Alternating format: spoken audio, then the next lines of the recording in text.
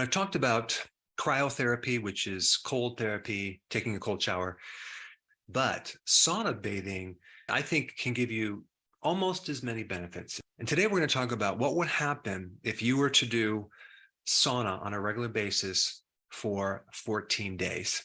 I think it can create a huge change in your overall health. Now, what happens when you go into the sauna is you have this interesting thermotherapy benefit of your body adapting to this mild stress.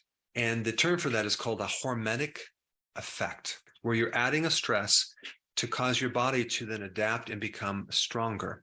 Now, there are other things that can give you this hormetic effect, like cold showers or the ice tubs, fasting, exercise.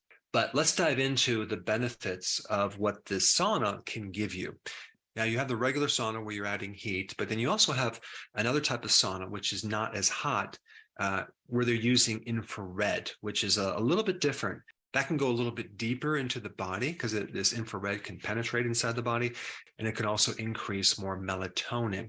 But in this video, I want to primarily focus in on the benefits of a regular heated sauna situation. So let's first talk about what it can do to your hormones. It can definitely increase growth hormone by 140%. It can increase noradrenaline, which is a hormone from your adrenal glands. It can significantly increase dopamine, which can actually make you calmer and affect your mood. It can increase serotonin, which can also affect your mood, and even increase your prolactin, which is another hormone. But let's go through some of the other benefits. Number one, it can help lower your resting heart rate, okay? Now, the more the person exercises, the more athletic they become, the lower the resting heart rate. And that can definitely decrease your risk for all sorts of cardiovascular problems and extend your life. So having a lower resting pulse rate is a good thing. Number two, it can help your lymphatic system. And it's kind of like a backup reserve for your vascular system. And it's a place where your immune system hangs out with all the lymph nodes. And so a sauna can actually help stimulate the lymphatic system. So even though the pulse rate will increase during the sauna, like you're working out, over a period of time, your body will adapt to this and give you a lower resting pulse rate to roughly about 120 beats per minute. So you're actually getting your heart to pump, you're getting better circulation, more lymph flow. And the therapeutic effect from a sauna can actually mimic what you would get from doing moderate aerobic exercise, which is pretty interesting because you're not actually running, you're just sitting there. It has some pretty cool effects on lowering your blood pressure. It can decrease the intensity and the risk of getting an asthmatic event. It can actually strengthen your immune system so you don't get sick as often. And this next one is quite remarkable. They have found that it decreases all-cause mortality in one study by 40% if you're doing a sauna 4 to 7 days a week. So just that one little benefit alone kind of makes you want to go into the sauna. Sauna therapy can actually help reduce pain, inflammation. It can actually help certain skin problems like psoriasis. It can give you something that can help you recover over stress and even exercise. Sauna therapy can give you significant cognitive benefits, which is really cool. It can actually decrease the severity of dementia too. Another cool benefit that relates to a lot of other side benefits is it can increase insulin sensitivity.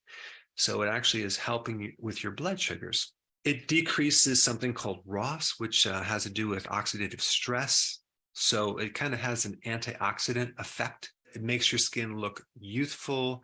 And it's probably a combination of both the hermetic effect from the heat and as well as the circulation, as well as autophagy, okay? So the sauna therapy can stimulate autophagy, which is this recycling of old damaged proteins, which is pretty cool. Now, you're going to be sweating in the sauna. So let me just kind of cover what happens when you sweat.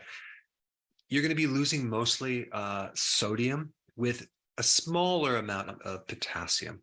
An average person consumes about 3,300 milligrams of sodium every single day. And that's about 1,000 milligrams over what they should be consuming, okay, which is about 2,300. Now, this doesn't take into consideration sweating and exercise, okay, but on average, they consume a certain amount of potassium, which is usually more than they should But a lot of that is dependent on your potassium levels, because an average person consumes only about 2,600 milligrams of potassium, and they need 4,700, a lot more. So sodium does not become a problem if you have enough potassium. But here's the thing, when you go into the sauna, you're going to be sweating out mostly your sodium. And so the sodium is going to go down and down and down. And so depending on if you have too much sodium, you might feel better. Let's say, for example, you're doing this long fast, right, where you need more sodium, or you're doing the ketogenic diet where you need more sodium, and you then do this sauna treatment and you sweat it out, yet you're also not getting enough potassium. Now you can end up with an electrolyte imbalance. So anytime you're doing the sauna, take in consideration the sweating. And so make sure you're getting enough electrolytes. You might need a little bit more potassium. You might need more sodium with that, but you want to balance those things out.